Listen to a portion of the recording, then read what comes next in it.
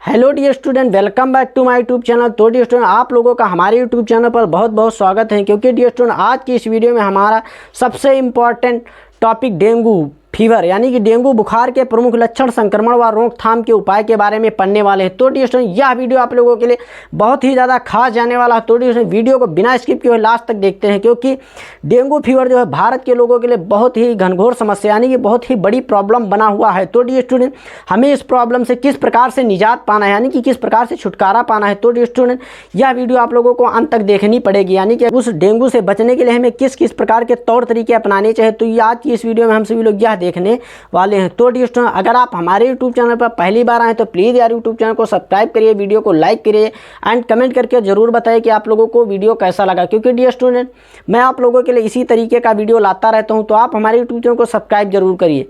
Dear student, यह video class 12th biology के छात्रों के लिए भी बहुत ज़्यादा इंपॉर्टेंट है, क्योंकि यह बायो के क्वेश्चन में जो है क्वेश्चन 5 नंबर का बोर्ड एग्जाम में पूछा जाता है। तो डियर स्टूडेंट, वीडियो को बिल्कुल अच्छी तरीके से देखना है।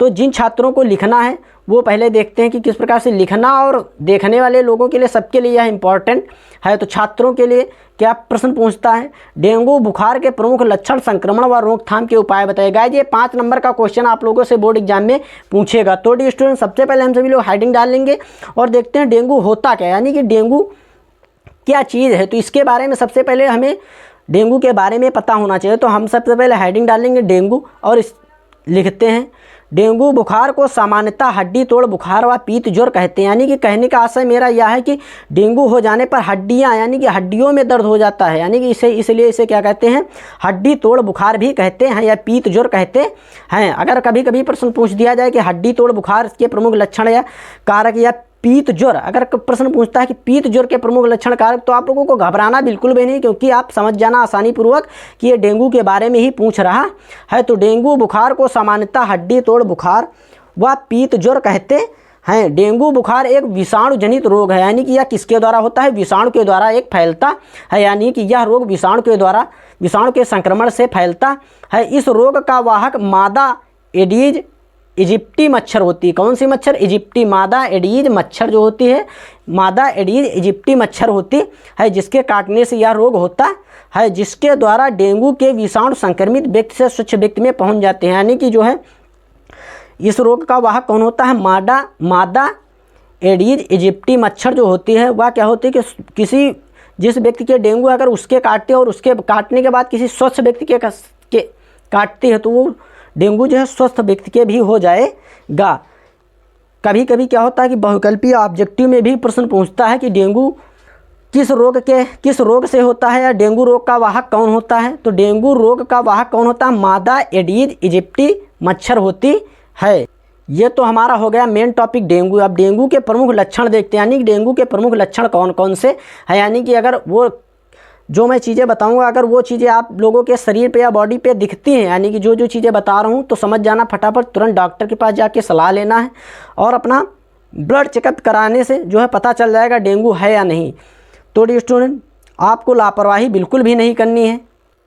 यहाँ पर देखते हैं प्रमुख लक्षण, यानी कि डेंगू बुखार के प्रमुख लक्षण कौन कौन से हैं। तो नंबर 1 पर हमारा पहला लक्षण दिया गया है, डेंगू विषाणु का संक्रमण वयस्कों की अपेक्षा बच्चों में कम होता है। यानी कि मेरे कहने का आशय यह है कि डेंगू जो है वयस्कों में यानी कि बूढ़े लोगों में बहुत ज़्यादा मात्रा में होता है और बच्चों में कम होता है। नंबर 2 हमारा दिया गया, हल्का बुखार, बदन दर्द, खांसी, नाक बहना आदि लक्षण प्रकट होते हैं।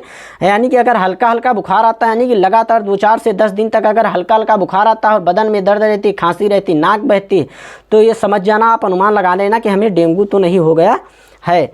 नंबर 3 इसके बाद, तीव्र ज्वर से शरीर के हर अंग में बहुत पीड़ा होती है। यानी कि कभी कभी क्या होता है कि बहुत तेज बुखार आता है और पूरे शरीर का एक एक अंग जो है दर्द करने लगता है। नंबर 4 हमारा दिएगा, विषाणु संक्रमण के कारण रक्त ज्वर उत्पन्न हो जाता है, जिससे शरीर पर चकत्ते पड़ जाते हैं। विषाणु संक्रमण यानी कि क्या होता है कि इस रोग के होने पर हमारे शरीर में जो व्हीट स्टोन लग जाता है, जिससे हमारे शरीर का टेम्परेचर इतना ज़्यादा बढ़ जाता है कि हमारा ब्लड खौल जाता है। यानी कि कहने का आशय यहीं पर यह लिखा गया, विषाणु संक्रमण के कारण रक्त ज्वर, यानी कि रक्त मतलब खून में बुखार दौड़ जाता है, जिससे क्या होता है हमारे शरीर पर चकत्ते पड़ जाते हैं, यानी कि छोटे छोटे दाग धब्बे बन जाते हैं।